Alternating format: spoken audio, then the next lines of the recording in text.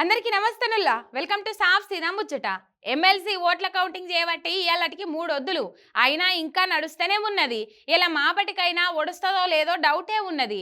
రెండో ప్రాధాన్యత ఓట్ల వరకే 30,000 చెల్లని ఓట్లు పడ్డాయని తీసిపడేసిండ్రు కౌంటింగ్ వాళ్ళు. అయితే కాంగ్రెస్ పార్టీని గెలిపించేందుకు కౌంటింగ్ కేంద్రంలో ఉండేటోళ్ళు కూడా కుయుక్తులు చేస్తురని ఆరోపిస్తున్నారు కారు పార్టోళ్ళు. ఎమ్మెల్సీ ఓట్ల కౌన్సిలింగ్ లో కూడా మోసం జరుగుతుంది. మా కారు పార్టీ అభ్యర్థి రాకేష్ రెడ్డికి పడ్డ ఓట్లను కూడా కాంగ్రెస్ అభ్యర్థి తీన్మార్ మల్లన్న ఖాతాలో ఇస్తుండ్రు కౌంటింగ్ వాళ్ళు.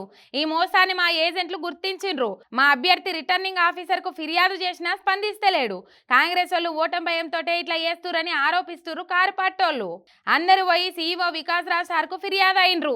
Enquiry చేపిస్తామని sir మాటిచ్చిండు. పాడి కౌశిక్ అన్న కాంగ్రెస్ వాళ్ళ మీద మస్తు గరమైతుండు. అడ్డించేటోడు మనోడైతే బంతి లేడా కూసున్నా మూలగ బొక్కలకు డోకా ఉండదన్నట్టు వేస్తురు కాంగ్రెస్ వాళ్ళు. మళ్ళా నన్ను గెలిపియనీకే చాలా ఆశపడుతుర్రని గరమైతుర్రు. వెంటనే వికాస్ రాజ్ గారిని కూడా దీని మీద ఇంటర్ఫియర్ అయి వెంటనే యాక్షన్ తీసుకోవాలని కూడా మేము కోరుతా ఉన్నాం.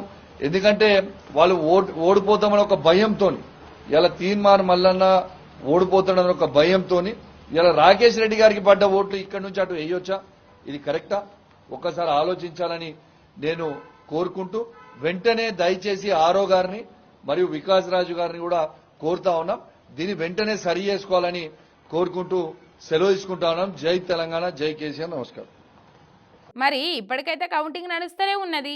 కాంగ్రెస్ పార్టీ అభ్యర్థి లీడింగ్లు ఉన్నాడు. ఇట్లా కుట్రలు చేసి ఇటుపడ్డ ఓట్లను నాటేస్తే లీడింగ్ రాకుంటే ఏమొస్తుందని బగ్గుమంటున్నారు కారు పార్టీ లీడర్లు.